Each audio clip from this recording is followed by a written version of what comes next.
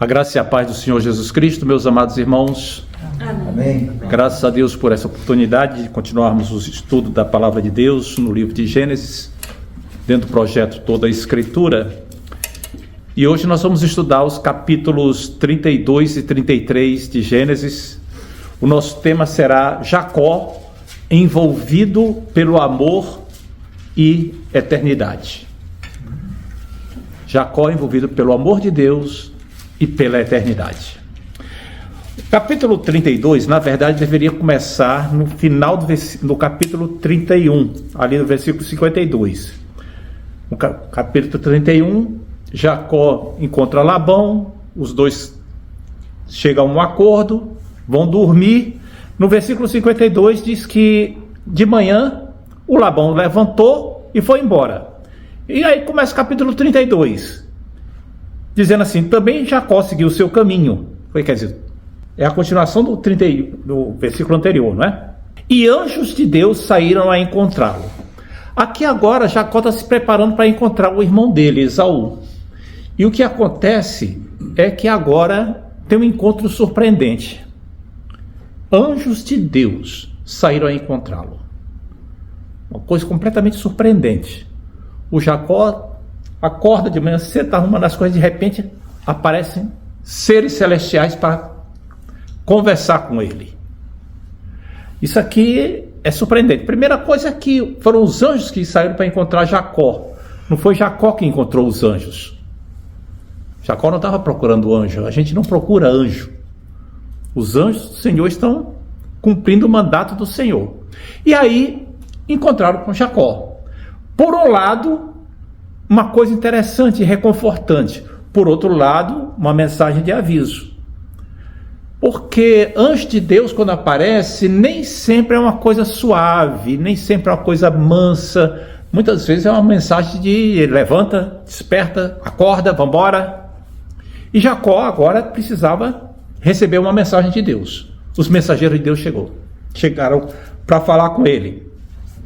A parte assim, do sentido mais reconfortante, é que Deus estava cumprindo a promessa de estar com Jacó, onde quer que ele fosse, estaria amparando, cuidando dele, a mesma coisa que serve para nós, não é? Deus tinha dito para Jacó: eis que estou contigo e te guardarei aonde quer que fores, e te farei voltar a esta terra, porque não te desampararei até cumprir aquilo que te hei referido. Uma promessa de Deus. Para nós também nós temos a promessa. O Senhor Jesus disse: eis que estou convosco todos os dias, até a consumação do século. Salmo 91, verso 11 diz que aos seus anjos dará ordem a teu respeito para te guardar em todos os teus caminhos. Salmo 34, verso 7, os anjos do Senhor acampam-se ao redor dos que o temem e os livra. Mas agora tinha uma mensagem também dos anjos para Jacó. Que mensagem era essa? O que é que precisava acontecer agora? Era uma alerta. Jacó, você não pode entrar na terra prometida, você não pode voltar sem acertar a sua vida com o que você deixou pendente lá atrás. Você tem que se acertar com seu irmão. Aqui na Bíblia não tem escrito isso. Porém, a atitude de Jacó, depois que encontrou com os anjos, mudou. Jacó agora se preparou para encontrar o irmão dele, depois de ter encontrado com os anjos do Senhor. Lembre que a palavra anjo significa mensageiro. Então os mensageiros trouxeram a mensagem: olha, Deus está com você, Jacó, mas você precisa se acertar. E aí, o que acontece é que o Jacó, quando os viu, disse: este é o acampamento de Deus. Chamou aquele lugar Maanaim, que significa 2 acampamentos. A partir daí, então, ele começou a tomar as providências. No versículo 3 diz que ele enviou mensageiros adiante de si a Esaú, seu irmão. Ele procurou o encontro com o irmão com quem tinha assuntos pendentes. Veja o que está escrito aqui, versículo 3. Então Jacó enviou mensageiros adiante de si a Esaú, seu irmão, à terra de Seir, território de Edom, e assim lhes ordenou: assim falareis a meu senhor Esaú. Note que ele não fala a meu irmão. a meu senhor Esaú. Teu servo, não é teu irmão, teu servo Jacó manda dizer isso, como peregrino morei com Labão, em cuja companhia fiquei até agora, e tenho bois, jumentos, rebanhos, servos, servas, mando comunicar ao meu senhor para lograr mercê à sua presença. Quer dizer, para que eu caia bem diante de si, ache graça diante de si. Mandou mensageiros lá falar com o irmão dele. Ele sabia que tinha que acertar as pendências dele com o irmão. Isso é uma coisa que acontece muitas vezes na vida das pessoas. Você cria situações na vida, a vida progride e a situação da sua vida muda, mas as pendências estão lá atrás. Sua vida melhora, você toma consciência, você se converte às vezes, ganha aprofundamento espiritual, mas a pendência está lá atrás e você precisa resolver aquilo. É interessante que pouco antes de eu vir para cá hoje à noite, eu recebi uma mensagem pedindo minha ajuda para que ajudar a encontrar uma pessoa. É uma família de um rapaz que era da Marinha, quer dizer, ele agora é um octogenário. A família tem um desacerto com ele. E eles se reaproximaram uns 30 anos atrás e depois se distanciaram novamente, mas agora uma pessoa da família, que também é octogenária, está em situação já de perto de partir e quer acertar as contas com esse membro da família. Só que não tem como localizar. Como ele era da Marinha, aí me pediram ajuda para ver se eu consigo ajudar isso daí. Ou seja, a consciência diz assim, você precisa acertar as contas com o passado. Você precisa resolver isso que está lá atrás. A Bíblia conta que quando Agar fugiu da casa de Abraão, porque estava sendo maltratada com Sara, o anjo a encontrou e disse, olha, Agar, volta e se submeta a Sara. Você tem questões a resolver com ela. Foi você que ficou humilhando Sara. E agora você precisa se resolver isso. Ir lá para resolver isso. Jesus Cristo também ensinou sobre isso. Ele disse o seguinte, Mateus capítulo 5, se, pois, ao trazer a tua oferta ao altar e ali te lembrares que teu irmão tem alguma coisa contra ti, deixa perante o altar a tua oferta e vai primeiro reconciliar-te com teu irmão. E então, voltando, faz a tua oferta. Nós não podemos colocar uma pedra em cima do passado apenas, fazendo de conta que tudo vai ficar esquecido. O tempo não cura todas as feridas. É preciso exercer perdão e às vezes é preciso pedir perdão.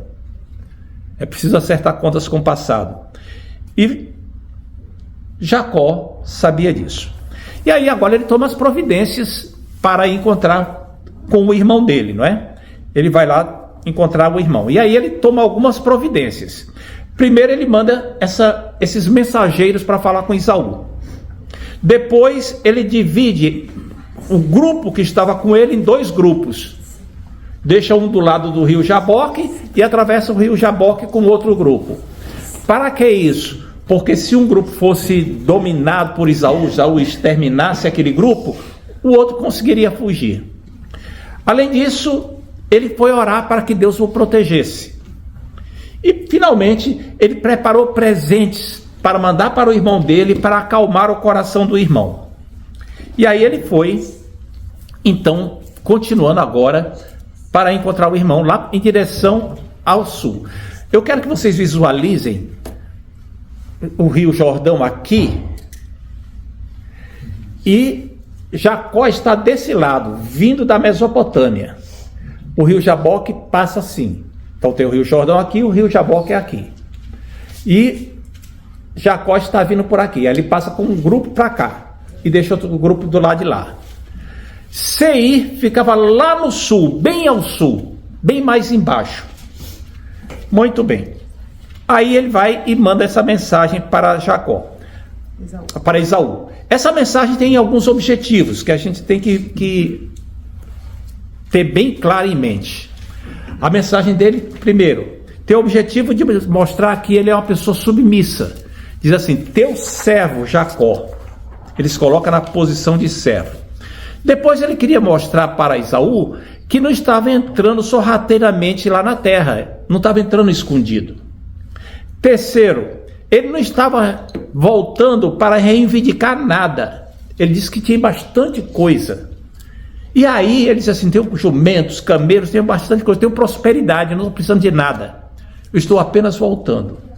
E aí, no versículo 6, tem a volta dos mensageiros. Voltaram os mensageiros de Jacó a Jacó dizendo, fomos até o irmão Esaú, também ele vem de caminho para se encontrar contigo, e 400 homens com ele. E agora o Jacó tremeu. Agora o Jacó tremeu. 400 homens é uma tropa bem grande. A expressão vem para encontrar-se contigo, ela é ambígua. No Antigo Testamento, ela tem tanto sentido de se encontrar para fazer o bem, como para se encontrar para fazer o mal. E 400 homens é uma tropa considerável. Jacó ficou cheio de incerteza agora. Qual será a intenção de Esaú com essa tropa toda, com esse grupo enorme de homens aí? Pareceu uma coisa ruim, podia ser ruim. E Jacó sabia que estava devendo para Esaú, sabia que tinha que se acertar, lembrava que tinha saído de lá porque Esaú queria matá-lo, e agora Esaú está vindo encontrar com ele com 400 homens. E aí ele fica lá tenso. A dívida de 20 anos estava lá pesando, né? Será que o rancor atenuou ou aprofundou? O que é que está acontecendo? Você nota o suspense aqui do livro? Imagine agora, nas sinagogas antigas, lá no início do judaísmo, quando isso aqui pegava os rolos para ler isso aqui, a plateia lá, os judeus prestando atenção, uau, o que será que aconteceu? Porque fica um suspense grande aqui, não é? Muito bem. E o Jacó tinha orado para ficar protegido, para que Deus o protegesse. Deus prometeu, mas Jacó também sabia que ele tinha que tomar suas providências. Muito bem. E aí diz assim, verso 7, Jacó teve medo e se perturbou. E aí dividiu o seu povo em bandos, tomou as providências que eu já me referi, não é? E ele se perturbou. E aí é interessante. No versículo 9, diz assim, e orou Jacó, Deus de meu pai Abraão, Deus de meu pai Isaque, ó Senhor, tu que disseste, torna a tua terra e a tua parentela, e te farei bem. Sou indigno de todas as tuas misericórdias para com teu servo, pois com apenas o meu cajado atravessei este Jordão, e agora sou 2 bandos. Livra-me das mãos do meu irmão Esaú, porque eu temo, para que não venha a matar-me e as mães com os filhos. E disseste, certamente te farei bem, e dar-te-ei descendência como a areia do mar, e pela multidão, e que pela multidão não se pode contar. Então ele agora ora. É a primeira vez que nós vemos um registro de oração de Jacó. Até então ele não tinha orado, porque aquele voto que ele fez não foi uma oração, né? Foi uma proposta. Mas aqui ele está orando, pedindo misericórdia a Deus. E isso aqui é uma atitude linda, porque a oração dele serve de exemplo para nós. Ele ora aqui demonstrando humildade, recordando as promessas de Deus, com uma petição sincera, uma coisa bem clara, bem objetiva, baseada naquilo que Deus falou. Isso aqui é uma lição para nós.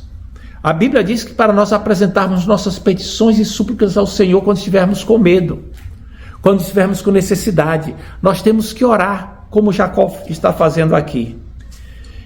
E é por causa dessa maneira como ele procurou desenvolver a sua relação correta com Deus, ele abre caminho também para desenvolver uma relação correta com o irmão. Ele tinha que se acertar primeiro com Deus, para depois se acertar com o irmão. Muito bem. É interessante que ele fala assim, sou indigno de todas as misericórdias e de toda a fidelidade que havia recebido de ti, de Deus. Misericórdia e fidelidade. Eu já falei algumas vezes aqui sobre essas duas palavras, esse conjunto de palavras que estão juntos em vários lugares da Bíblia. Misericórdia e fidelidade, benignidade e fidelidade, amor e fidelidade. Por que é importante isso aqui? Porque esse conjunto de palavras fala do amor fiel de Deus para com aqueles com quem ele tem aliança. Isso é repetido no livro de Êxodo, no livro de Salmo, até lá no Evangelho de João, referindo-se àquilo que Jesus Cristo faz conosco.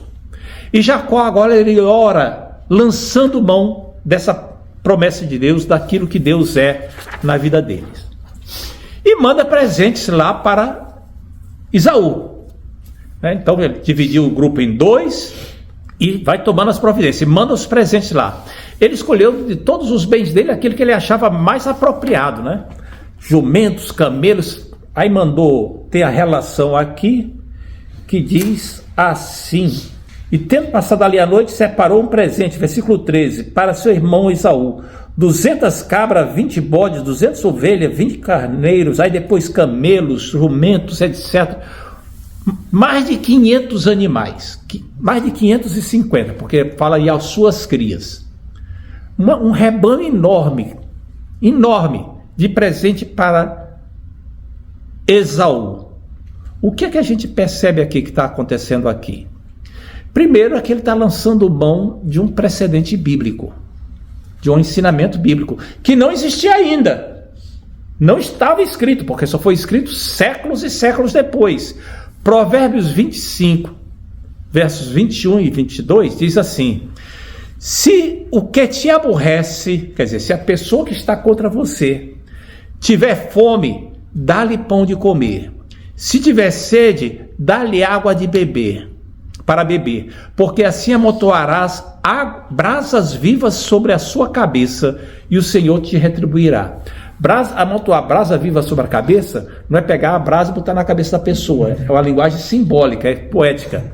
Significa fazer a consciência doer. Colocando em nossa linguagem, se aquele que te odeia, que tem raiva de você, você perceber isso, trate essa pessoa bem, dê a ela o que ela necessita, alimente-a da forma que é necessária, promova o bem dela, porque fazendo isso você vai fazer com que ela sinta dor de consciência. E termina dizendo: e o Senhor te retribuirá. Isso aqui está no livro de Provérbios. Paulo fala novamente lá na Epístola aos Romanos, capítulo 16. É um princípio da vida, é um princípio da existência, que é um princípio bíblico. Deus desperta a consciência daquele que recebe o bem e está desejando o mal. E recebe o bem, continua desejando o mal. Continua recebendo o bem e a consciência começa a doer. E Jacó vai e lança a mão desse princípio aqui, para tentar aplacar a ira de Esaú. Por que isso? Por causa do que está no versículo 20. Porque dizia consigo mesmo: eu o aplacarei com o presente. Quer dizer, eu vou aplacar a ira dele, vou fazer desviar a ira dele. E é interessante que a palavra aplacar no hebraico literalmente é: eu cobrirei o seu rosto com o presente. É utilizada aquela mesma palavra que é utilizada para a tampa do propiciatório, a cobertura que cobre o propiciatório, a arca, que era o propiciatório. Jacó está utilizando uma linguagem religiosa aqui. Assim como o sangue do sacrifício cobre a vítima, cobre o pecador para que a ira de Deus não se manifeste, assim também o presente vai cobrir a minha maldade diante de Esaú para que a ira dele não se manifeste contra mim. Então, note que Jacó está com uma linguagem espiritual, virou um homem de oração, está uma coisa toda diferente na vida de Jacó aqui. E aí nós chegamos no versículo 22, quando tem uma coisa surpreendente, talvez uma das partes mais misteriosas da Bíblia. No versículo 22 diz assim: levantou-se naquela mesma noite, tomou suas 2 mulheres, suas servas, 11 filhos, e transpôs o val do Jaboque. O Jaboque é o nome do rio. O val de um rio, o val do Jaboque, é um lugar onde dá para atravessar a pé. Porque tem lugares no rio que são mais rasos. E aí, com o tempo, se descobre onde é que dá para atravessar o rio a pé. Então, por ali atravessavam as pessoas, o gado, todo mundo tinha que atravessar o val atravessar onde dava val, né? Onde dá val. 24. Ficando ele só, lutava com ele um homem até o romper do dia. Vendo este que não podia com ele, quer dizer, o homem não podia com Jacó, tocou-lhe a articulação da coxa. Deslocou-se a junta da coxa de Jacó na luta com o homem. Como que não podia com ele? Assim, lutou. Eu, sabe uma coisa, eu não consigo vencer você. Pum, deu um toquezinho na coxa e o cara, pum, Jacó caiu. Já podia ter feito isso muito antes, né? Disse este, o homem, né?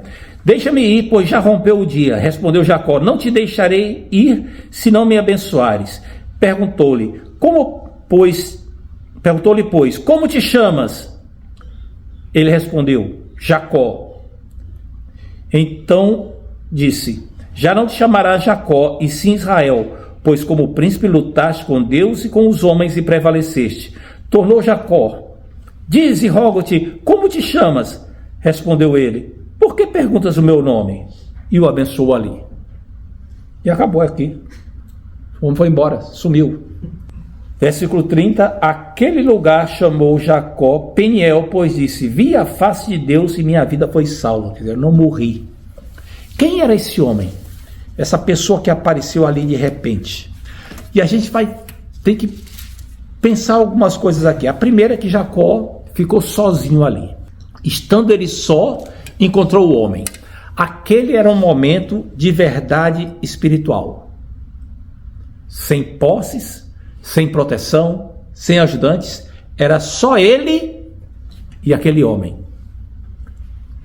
Tem momentos que a gente tem que estar sós com Deus. É muito bom estar em comunidade, estar em tal, mas tem momentos que você tem que ir, você e Deus, acertar as contas com eles, ajustar o que você tem que ajustar. E aí o homem lutou com ele. Como é que foi essa luta? A Bíblia não diz, é um mistério aqui. Mas a gente só sabe que mais adiante é que Jacó depois descobriu que esse homem era Deus disfarçado de homem. Deus disfarçado de homem. Ou uma teofania, como se diz em teologia. Deus apareceu sob forma humana. O profeta Oséias depois fala que ele era um anjo do Senhor. O anjo do Senhor que se identifica com o próprio Deus. Ou seja, Deus se humilhou, apareceu com um homem e ficou tentando convencer Jacó de alguma coisa. Ficou lutando com Jacó. Deus reduziu-se a dialogar com Jacó, a batalhar com Jacó. E aí chegou uma hora que Jacó teimou demais, e aí Deus disse, não, já chega. Agora tem que tomar uma medida um pouco mais severa, tem que apertar um pouquinho a rosca. E aí simplesmente tocou aqui, um golpe de misericórdia, um leve toque divino na coxa de Jacó, e deslocou, e aí Jacó perdeu a força natural completamente. Perdeu, não conseguia mais lutar. E agora só conseguia se agarrar e dizendo assim, me abençoa, não vou te largar enquanto não me abençoar. Buscando a bênção de Deus. A gente percebe então aqui que Jacó agora prevalece, não é mais pela força natural. Jacó era um camarada extremamente forte. Lembram de como ele tirou a pedra lá do poço? 20 anos cuidando de rebanhos e tal, extremamente forte. Mas não tinha como resistir a isso. Aqui agora era depender da graça de Deus. Tinha que haver uma alteração espiritual ali naquela situação. E o homem não deixa dúvida sobre quem ele era. E ele vai e manifesta a sua autoridade quando diz assim, como é teu nome? Você quer que eu te abençoe? Como é teu nome? Ou seja, Jacó queria ser abençoado, mas para ele ser abençoado era necessário primeiro que ele confessasse quem ele era. Lembre que o significado do nome aqui no Antigo Testamento fala da personalidade da pessoa, daquilo que a pessoa é. E ele diz assim, meu nome é enganador, meu nome é pilantra, meu nome é suplantador, meu nome é o nome daquele que fica passando rasteira nos outros.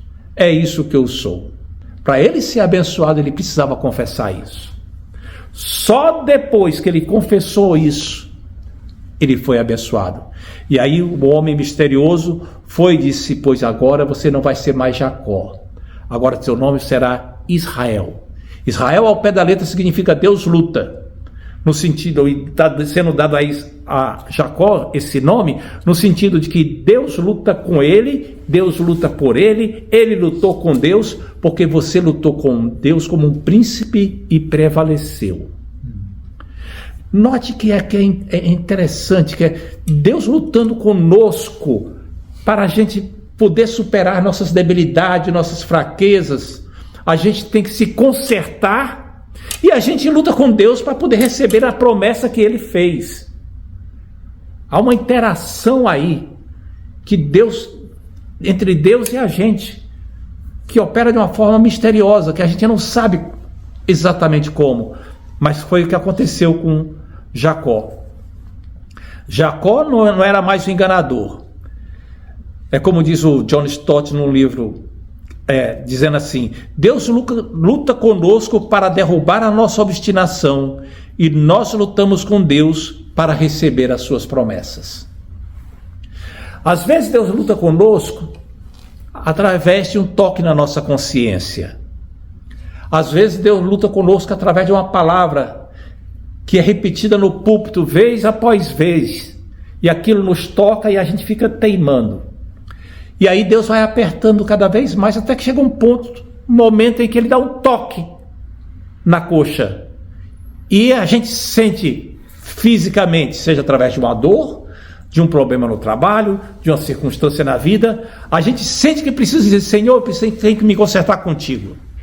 Eu tenho que parar com essa minha vida, esse tipo de vida. Eu tenho que me acertar. Agora, Senhor, me abençoa, me perdoa, me abençoa, me transforma. E aí vem a bênção. Essa mudança que Jacó recebeu do nome representa a mudança que ele teve de vida. Ele não é mais o mesmo homem, ele é transformado. É claro que nem tudo acontece de uma vez, ele tem ainda resquícios do passado, mas agora ele está transformado. Ele muda, é uma reorientação. Ele não vai mais lutar agora com os homens querendo passar rasteira nos homens, vencer pela sua própria força, e sim dependendo daquilo que Deus disse. Ele muda a maneira de proceder. Uma mudança de Jacó. Uma transformação espiritual. Como Oséias diz assim: ele lutou com o anjo e venceu, e ele chorou e suplicou o seu favor. Jacó se quebrantou diante do anjo, diante do homem lá, diante da presença de Deus. Tremendo isso, né? E aí, quando ele pergunta para o homem como é o nome dele, o homem vai e diz assim: por que você quer saber o meu nome? Lembre que você confessar o seu nome para alguém dava a essa pessoa um certo direito sobre você. E significava que a outra pessoa iria lhe conhecer com maior profundidade, porque o nome refletia o caráter da pessoa, a natureza da pessoa. Então a revelação do nome faz com que a pessoa se desse a conhecer mais profundamente. Quando Elcana quis saber o nome do anjo que anunciou o nascimento de Sansão, o anjo respondeu para ele: por que você pergunta o meu nome, visto que é maravilhoso? Ou seja, por que você está querendo saber meu nome, visto que você não tem capacidade de entendê-lo? Como assim não tem capacidade de entendê-lo? Nós não temos capacidade de entender o nome de Deus. Até hoje nós não sabemos o nome de Deus. Não sabemos. Quando Moisés quis saber o nome de Deus, quando ele pôde responder: como é teu nome para que eu diga àqueles que vão me ouvir quem és tu? O que é que eu digo para eles? Diga para eles que eu sou o que sou. Eu sou o que sou não é um nome, é uma descrição. Quer dizer, eu sou o eterno, aquele que existe por si mesmo. Qual é o nome? Não temos capacidade, porque Deus é infinito. Está muito além daquilo que a gente pode compreender. E o anjo disse para ele também: por que você está querendo saber meu nome? Você acha que tem capacidade? Você não compreendeu ainda quem eu sou? Isso é areia demais para o seu caminhão, Jacó. Você foi transformado, mas não chegou nesse ponto ainda. E abençoou Jacó e desapareceu. Não tinha caído a ficha ainda plenamente de quem era aquele homem. Muito bem, o Jacó ficou apavorado. E aí quando ele acabou de tremer, ele disse assim, no versículo 30, vi a face de Deus e minha vida foi salva. Quer dizer, minha vida foi poupada. Ele percebeu agora, caiu a ficha completamente, que ele tinha estado na presença do Todo-Poderoso. Até então, Deus era alguém que falava com ele em sonho, tal, era o Deus de Abraão, de Isaac, era o temor de Isaac, mas agora tinha estado com ele, interagido com ele. E ninguém pode ver a Deus e viver, mas Deus deixou Jacó viver. Claro que ele não viu Deus em sua essência, viu como um homem, mas viveu. E aí, ele declarou isso, né? Chamou aquele lugar de Peniel. No versículo 30 tem uma expressão interessante. Diz assim, aquele lugar chamou Jacó Peniel ou Penuel, como as duas pronúncias estão corretas, pois disse, vi a face de Deus e minha vida foi salva. E aí depois diz que Jacó manqueava depois, ele estava coxeando. Ou seja, agora ele não tinha mais a força física, ele não tinha mais aquele vigor físico, ele estava mancando agora. Mas agora era um homem novo, uma pessoa nova, com uma força espiritual que ele não tinha antes.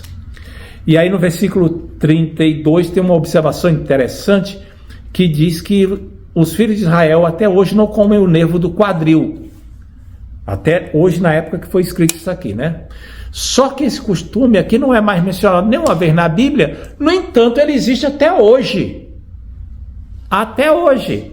Os judeus ortodoxos e alguns grupos de judeus conservadores não comem a parte do nervo ciático. A carne, quando é tratada, o pernil é tratado, tira a veia, tira o nervo da coxa, que é para poder a carne poder ser consumida.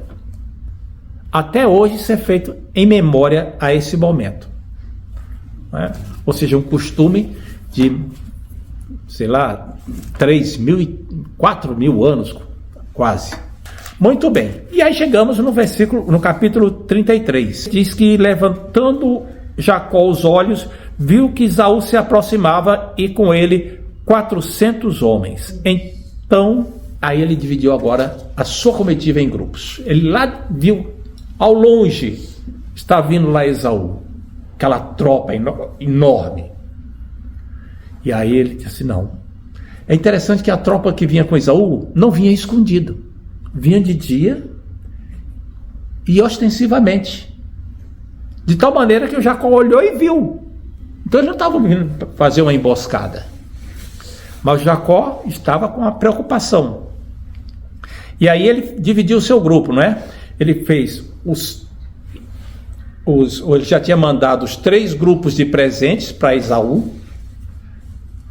Lá, dividiu aqueles 550 animais em 3 grupos. Já tinha mandado isso. E agora, ele divide o grupo dele em 4 partes. Primeiro, ele vai bem na frente. Depois dele, as servas e seus filhos. Se acontecesse alguma coisa, as esposas ficariam protegidas, esposas de primeira categoria, digamos assim. Depois, Lia e seus filhos. E aí, Jacó vai, mais uma vez, tem uma recaída e tem uma discriminação. E coloca Raquel mais atrás com José. Era para Raquel estar junto de Lia, que ela era esposa junto com Lia. Mas Jacó ainda tem aquele probleminha do favoritismo dentro da família, não é? De fazer favorecimentos. A colocação de grupos distintos assim, nessa sequência, é uma coisa cerimonial. Ele na frente e as pessoas atrás. É uma coisa cerimonial.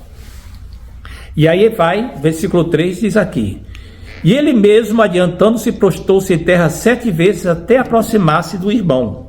Ou seja, ele vai na frente, agora ele não é covarde, ele é corajoso, sempre foi corajoso, ele enfrenta a situação, se tiver que acontecer alguma coisa, é comigo que vai acontecer, e se apresenta lá e se curva 7 vezes. Não, isso 7 vezes é um exagero, tá? O padrão de situação assim, de cumprimentos, era até 3 vezes. Mas ele se curva 7 vezes numa demonstração de submissão mais do que total, exagerada, completa mesmo. Ele está saudando o irmão dele como um rei sucerano, um rei vassalo fazia com seu superior. Era como se um governadorzinho tivesse diante do imperador. E aí se coloca completamente reverente diante dele. E tudo que está acontecendo aqui obedece ao cerimonial dessas cortes antigas. Você nota que tem o cerimonial de aproximação, que vai ele, aí tem os grupos por status, do menor para o maior. O menor status das servas, depois os status intermediários de Lia e seus filhos, depois de maior status, o de Raquel e José. Aí tem as 7 vezes que ele se inclina. Depois tem o discurso dele, o tempo todo referindo-se a si mesmo como servo. Ele fala isso 4 vezes. 4 ou 5 vezes. Referindo-se a si mesmo como servo. E aí, finalmente, depois disso, ele vai e apresenta aqueles que estão acompanhando. Olha, isso aqui é fulano de tal, aquele ali é fulano de tal. Tudo dentro de um cerimonial protocolar para mostrar a reverência dele para com o irmão Esaú. Note que aqui não havia mais necessidade dele tentar aplacar a ira de Esaú. Porque se Esaú quisesse fazer alguma coisa, já teria feito. Agora ele já está conversando com Esaú. Ele está realmente se submetendo a Esaú. Ele está acertando as contas dele com o passado. E aí, quando Esaú escuta tudo isso, tem no versículo 4 uma coisa que é chocante. Então Esaú correu-lhe ao encontro e o abraçou, arrochou-se-lhe ao pescoço e o beijou e chorou, e o Jacó chorou junto. Lágrimas agora, uma catarse, aquela coisa toda acumulada durante 20 anos, chorando ali, e um chorando agarrado com o outro, e os 400 homens lá olhando, fazendo de conta que não estão vendo nada, cara de paisagem, bando de guerreiro. E as mulheres olhando admiradas, as crianças olhando, papai desse jeito, o que está acontecendo? E os dois lá abraçados chorando. Um choque. E aí o Jacó vai, o Saul vai, o Esaú, quando saúda Jacó, não chama Jacó de Jacó, não chama Jacó de servo, como Jacó tinha se identificado, ele chama Jacó de irmão. Versículo 9, 33, verso 9. Então disse Esaú: eu tenho muitos bens, meu irmão, guarda o que tens. Eu tenho muitos bens, meu irmão. E é interessante isso daqui, porque ele sai repetindo isso, ao contrário de Jacó. E é interessante, porque 2 vezes Esaú chama Jacó de meu irmão, mas Jacó não aceita ficar no mesmo nível que Esaú. Não. Eu sou teu servo e tu és o meu senhor. E o Esaú disse: não, meu irmão, não. Tu és o meu senhor e eu sou o teu servo. O que está acontecendo aqui? Está acontecendo que Jacó está dizendo: eu quero restituir aquilo que eu roubei de você. Você me vendeu a sua primogenitura, mas eu fui um instrumento maligno, que me aproveitei de um momento de fragilidade sua. Eu fui covarde, e eu quero consertar isso. Você é que tem isso, que tem o direito. Você é que é o meu senhor, você é que é o meu irmão mais velho, você é que é o primogênito. Pode assumir isso.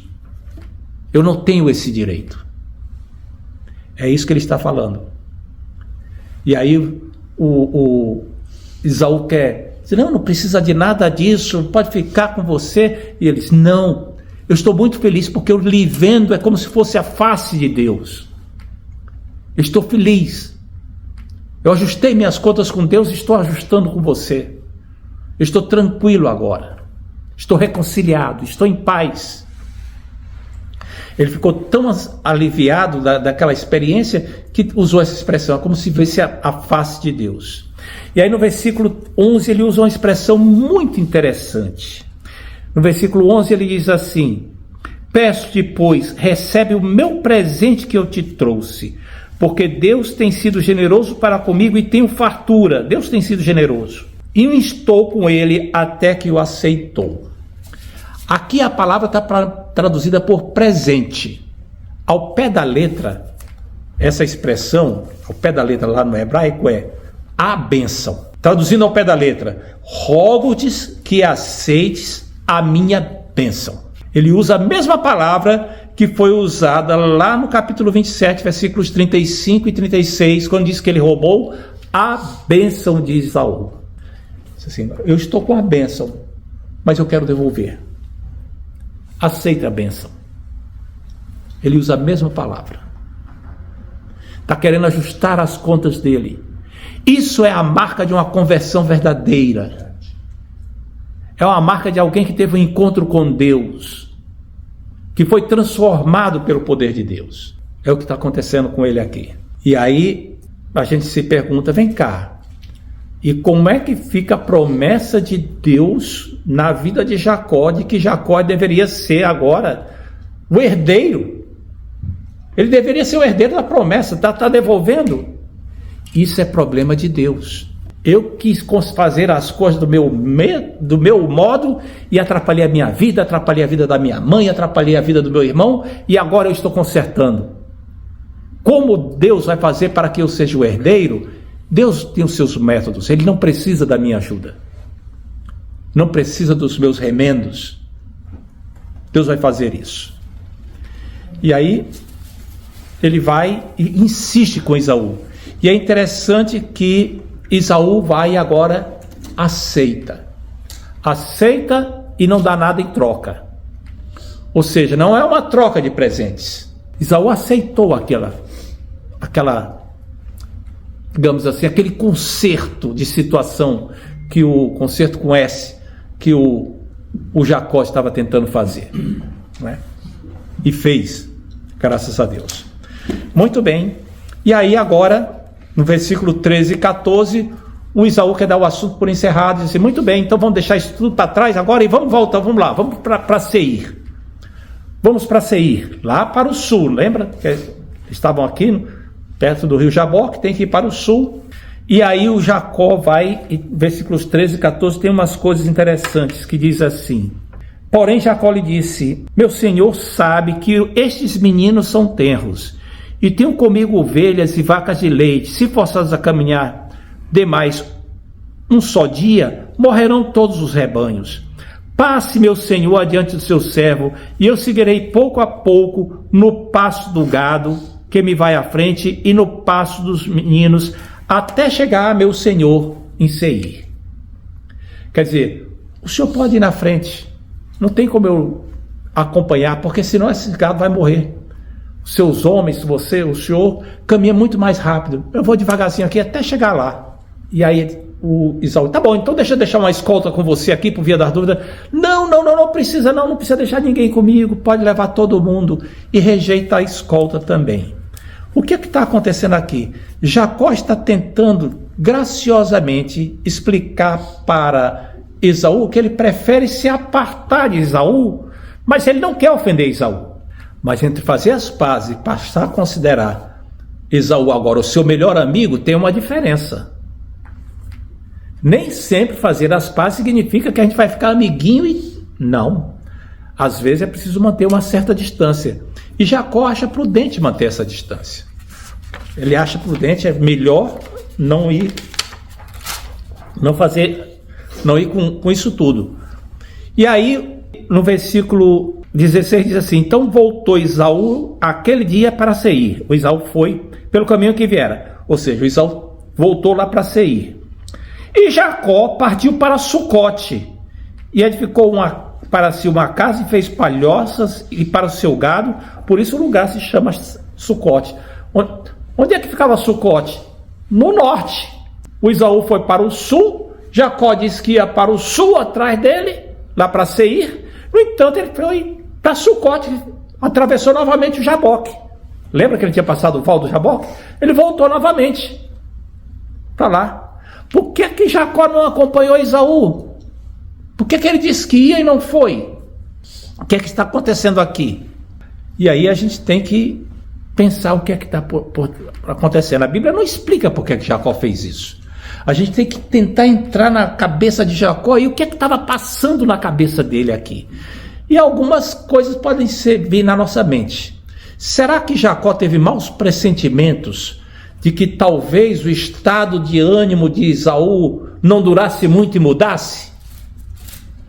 Ou será que havia risco dele ir lá para Seir com todo aquele gado e não ter pasto, alimento para tanto rebanho junto dele e de Esaú, como ia haver briga entre eles, como aconteceu com Abraão e Ló?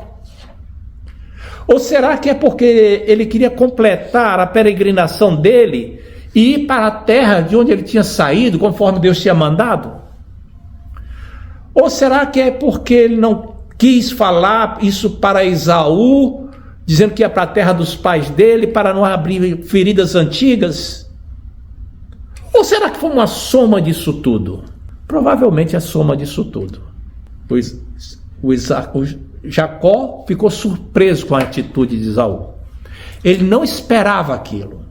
Uma recepção amigável, calorosa daquela. Mas agora ele não sabia como agir exatamente. E ficou lá, e voltou lá, atravessou, voltou para Sucote. Depois, mais para adiante, diz no versículo 18, que voltando de Padã Arã, chegou Jacó são e salvo à cidade de Siquém, que está na terra de Canaã. Ou seja, ele atravessou o Jordão, depois de algum tempo, e foi lá para Siquém. Se distanciou bastante de Esaú. Talvez ele precisasse amadurecer tanta coisa que aconteceu com ele, mas principalmente precisava obedecer a Deus e voltar para a terra da peregrinação dele, não é? Muito bem. E aí ele ficou lá, foi para Sucote. Sucote quer dizer, a palavra Sucote quer dizer tenda, barraca, um abrigo temporário, né? Uma cabana. Ele ficou lá durante algum tempo e depois foi lá para Siquém.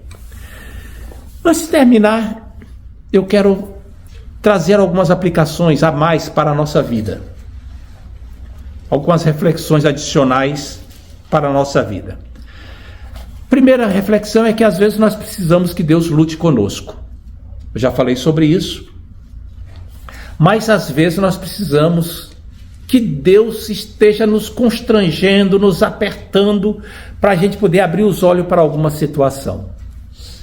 Deus luta com a nossa consciência, luta de alguma maneira. Nós precisamos que Deus lute conosco. Deus poderia nos exterminar e fazer as coisas de uma vez só, mas Ele quer que a gente faça como a Bíblia manda. Examine-se, pois, a pessoa, o homem, como está na Bíblia, a si mesmo. Pense. Sabe, eu não sou daqueles que pensam que tudo quanto acontece de errado é porque nós temos algum problema espiritual. Isso é um erro, pensar nisso. Mas às vezes é. Às vezes é. Mas antes de Deus fazer com que aconteça alguma coisa na nossa vida de errado para nos despertar, Deus fala primeiro a nossa consciência. A voz do Espírito fala. A questão é que às vezes a voz do Espírito Santo é muito sutil, é muito delicada. E a gente, porque está muito atarefado, correndo muito de um lado para o outro, a gente não percebe o que Deus está falando. E aí Deus tem que usar o que C.S. Lewis falava de um alto-falante, né? A dor. Ele diz que a dor funciona como o alto-falante de Deus. Às vezes Deus precisa que a gente lute, Ele lute conosco para poder nos abençoar. E só depois é que vem a bênção. Muito bem. Segunda coisa é a fidelidade de Deus à aliança que Ele firmou. Deus foi fiel a Jacó, perseguindo Jacó, diz assim: não te deixarei, vou ficar perseguindo você, eu vou te abençoar. Deus tem uma aliança com ele e o persegue.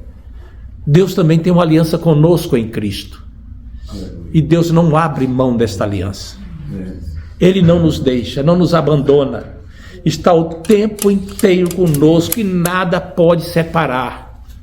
Labão não conseguiu separar a aliança de Deus com Jacó. Esaú, o medo, os problemas, nada. E Paulo diz assim acerca da aliança de Deus conosco: Porque em todas estas coisas, porém, somos mais do que vencedores por meio daquele que nos amou. Porque estou bem certo que nem a morte, nem a vida, nem anjos, nem principados, nem coisa alguma do presente, nem do porvir, nem poderes, nem altura, nem profundidade, nem qualquer outra criatura poderá nos separar do amor de Deus que está em Cristo Jesus, nosso Senhor. A aliança que Deus tem com a igreja em Cristo é eterna. E nós somos herdeiros dessa aliança. Terceira lição. Uma consciência culpada leva a más interpretações. Uma consciência culpada leva a má interpretação das intenções do outro. O que Esaú estava fazendo ao vir encontrar Jacó com 400 homens, não era para exterminar Jacó. Era uma escolta, uma guarda de honra, um comitê de recepção. Mas o Jacó, com a consciência pesada, ficou morrendo de medo, tomou um monte de providências. Por que isso? Problema da consciência culpada. Aí levou ele a interpretar mal. Às vezes nós interpretamos mal coisas boas que as outras pessoas fazem. E ele está fazendo isso por má intenção. Nem sei o que é que está com ele por trás disso. Não quero nem saber. Na verdade, às vezes acontece porque a pessoa está com a consciência culpada e fica interpretando mal o que os outros estão fazendo. Aconteceu com Jacó. Mais uma vez a gente tem que examinar a própria consciência, não é? 4. Deus honra os esforços de reconciliação. A Bíblia manda a gente se reconciliar. Já falei disso, não vou nem falar mais sobre isso. A Bíblia tem alguns exemplos sobre isso, mas eu já falei, não vou falar novamente. 5. A gratidão pelas bênçãos recebidas. Ser grato. É interessante que 4 vezes Jacó se referiu às bênçãos que tinha recebido como sendo dádivas de Deus. Ele fala sobre isso, sobre seus filhos, sobre Deus ter poupado a vida dele, sobre sua prosperidade, sempre falando assim, foi bênção de Deus, sou grato a Deus, Deus me abençoou. E Esaú também disse assim, eu também tenho muita coisa, mas não mencionou gratidão a Deus. Deus tinha trabalhado na vida de Esaú para aplacar o coração irado de Esaú. Mas Esaú não tinha sido transformado ainda no servo de Deus. Nem sei se foi.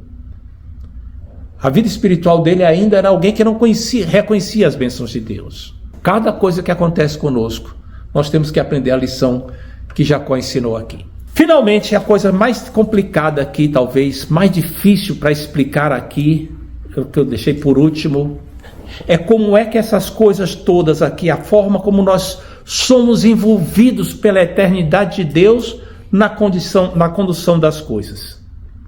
É um mistério como isso aconteceu aqui.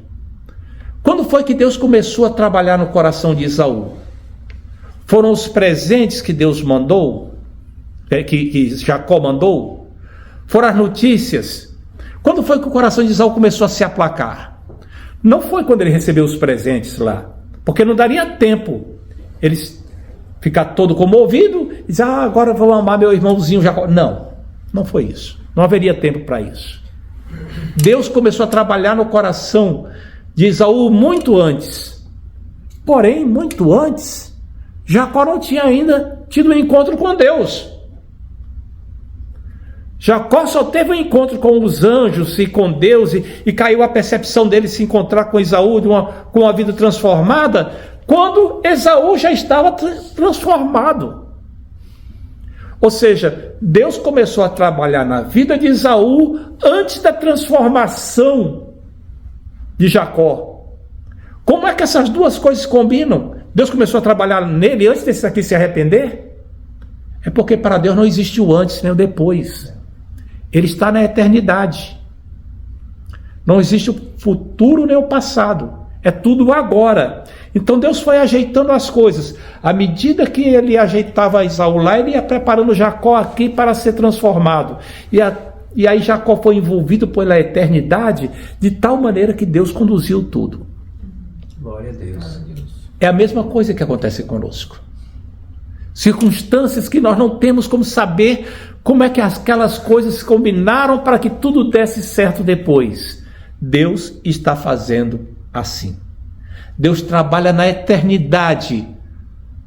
E nós aqui no tempo, dentro do tempo, sentimos os efeitos da bênção dele. Somos abençoados por isso. Que Deus nos abençoe, para que nós possamos aprofundar isso, para que essas lições frutifiquem em nossa vida. Vamos fazer uma oração? Senhor que estás nos céus, Pai bendito, ajuda-nos, Senhor, a compreender o Teu agir, ó Pai. Ó Deus, nos ajuda. A compreender a Tua maneira de operar, para que sejamos gratos, para que sejamos corretos, para que tenhamos maturidade espiritual, Senhor, no nosso comportamento, Te louvando e glorificando a Ti, Senhor, Te honrando em todos os momentos. Abençoa a cada um, Senhor, dos que estão aqui, dos que estão vendo pelas mídias, ó Pai, para que a Tua bênção nos alcance, em nome de Jesus. Amém. Que o Senhor Jesus abençoe a cada um. Amém.